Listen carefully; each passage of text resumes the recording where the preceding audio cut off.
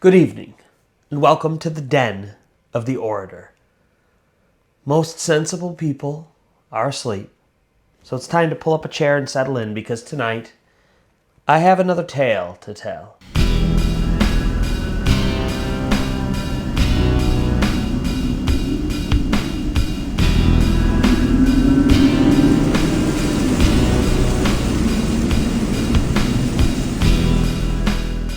But before we begin, if you found yourself enjoying my kind of content, first-hand true accounts of the supernatural, the paranormal, things that go bump in the night, then allow the spirits to guide your plan. Chat about the like and subscribe button as well as the notification bell. That way you get notified every time I upload new content. And right now I'm uploading videos every Friday at 8 p.m. Eastern Time. Second, as I mentioned, all my stories are true first-hand accounts of the supernatural and paranormal. Today's story is actually going to be another retelling from Scary Stories to Tell in the Dark. But if you or anybody you know has a story that you think would fit well on my channel, just reach out to me on any of my social media and we'll find a time to get together, collect your story, and potentially one day feature it here on The Orator. And lastly, of course, you can always continue to support the channel by checking out my merch, checking out my Patreon, or, of course, as always, finding new stories for me to tell. And now, with all of that out of the way, let's get on to today's tale. It is a story that I call Cold as Clay. So, it is the late 1800s, and we're in central Ohio in the United States. And Beth, she is a teenager, and she lives with her dad. And her dad is a pretty prominent farmer. Really, he's like the biggest farmer in the town that they're in. And he does pretty well for himself. And his farm is actually big enough that he even needs to take on extra work, farmhands. And this was at the time where farmhands would literally live on the farm. And so they'd have like separate housing and stuff like that for these people who would stay for entire seasons, if not years, and help grow the crop, help harvest it, all of that kind of stuff, take care of the animals. I mean, these were, this was their life being farmers.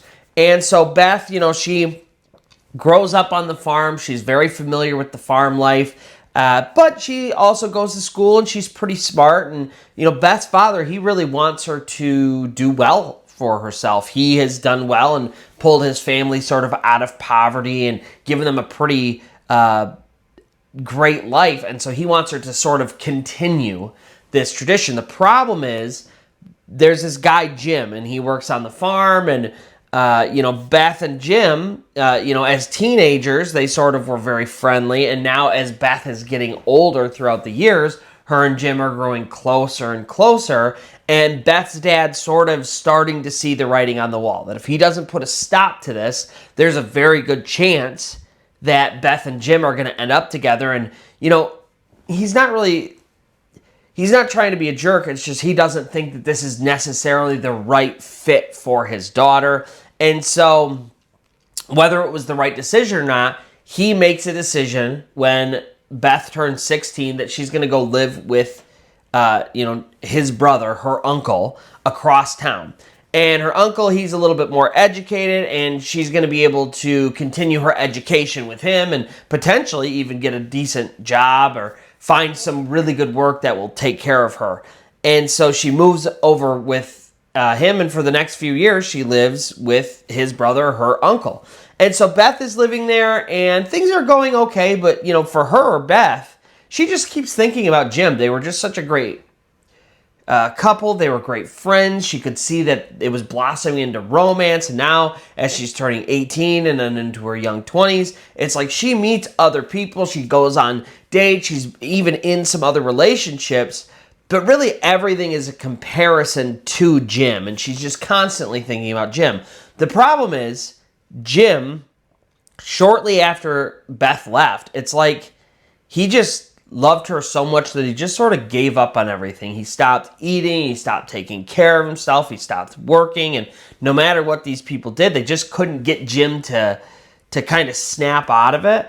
And then his health starts declining, and at some point, Jim literally passes away.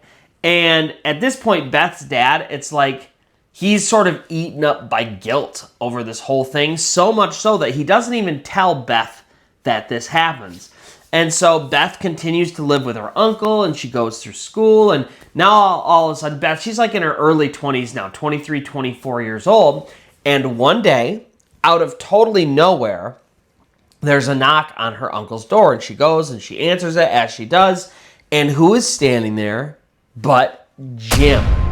And he is just, I mean, she just wasn't expecting anything. There wasn't a letter, there was no communication whatsoever, and here he is. And it's like she's all of a sudden brought back to when she was a kid and when they were so close. And he says, hey, listen, you know, your dad, he really needs you. Something serious is going on. And I came here on his best horse to pick you up and take you home. And she's like, what's going on? Like, is everything okay? And he just says, I don't know. You know, you're just going to have to come with me. And so, without really any time to spare, they don't really pack anything. They just get what she has on her to kind of together. And they go out, and sure enough, her dad's best horse is there. And they hop on it, Jim on first, and then she gets on the back, she holds on, and they start going back to her old house where her dad still lives, that old farm. And you know, she had gone all the way across multiple towns to go live with her uncle, and so she knows that this is sort of like a day trip, right? This would be something that you would probably want to start in the early morning, and then by horse-drawn either carriage, or even if you're just going to ride a solo horse, it would take you the better part of a day to probably get there. But for some reason, that's not what Jim's doing. He is like, he takes that horse from a trot to a gallop quickly, and then they start thundering through the countryside fast. And so for Beth, she's thinking something bad happened. Someone's hurt, someone's dead, like something bad.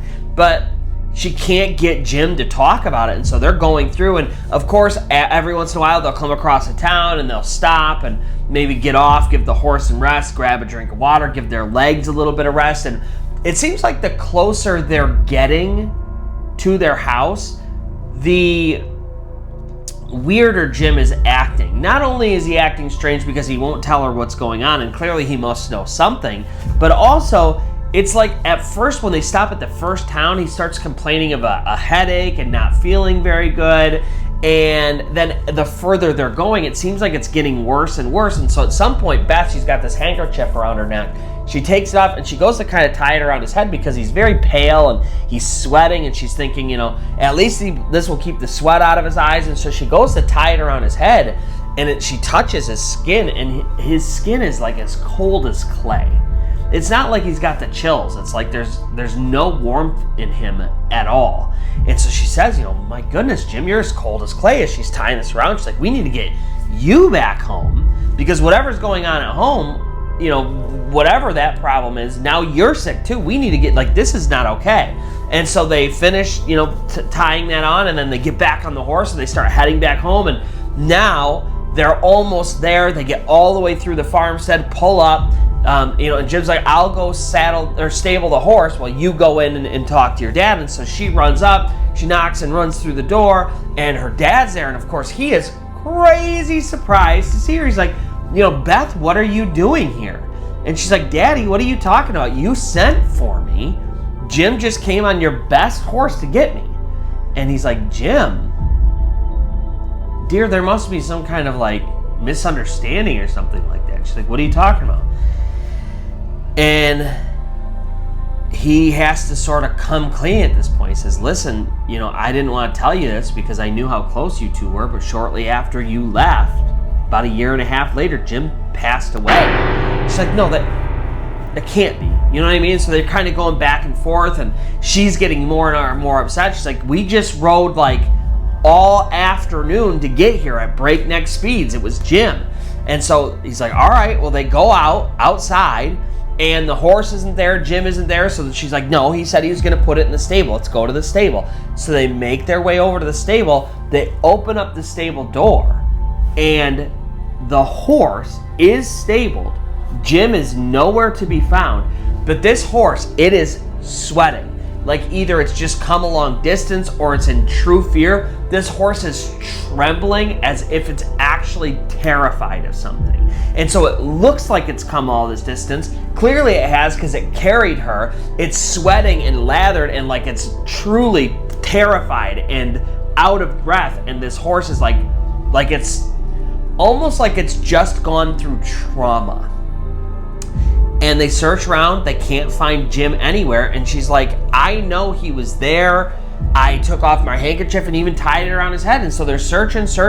They can't find anything. And so at some point, they go to Jim's parents and they start telling him everything that happened. And, you know, Beth, she's just so insistent. It was Jim. We talked about our history. And she's like, we were across the country or across the state. We were on this horse for probably 3-4 hours, and we stopped and we talked, and like I saw Jim. And so she is so insistent that they end up exhuming Jim's corpse, and they unearth it, they pull out the coffin, they break it open, and just like they had anticipated, there's Jim.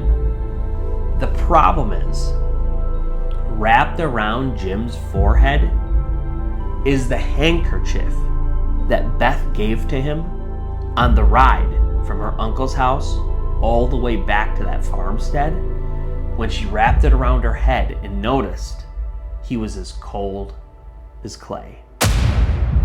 And so that's going to do it for today's story. If you found yourself enjoying this story or any of the normal stories on my channel, truly first-hand accounts of the supernatural, paranormal, things that go bump in the night, then allow the spirits to guide your planchette to both the like and subscribe button as well as the notification bell. That way you get notified every time I upload new content, which right now is every Friday at 8 p.m. Eastern Time. Second, if you or anybody you know has a story that you think would fit well on my channel, just reach out to me on any of my social media and we'll find a time to get together, collect your story, and potentially one day feature it here on The Orator.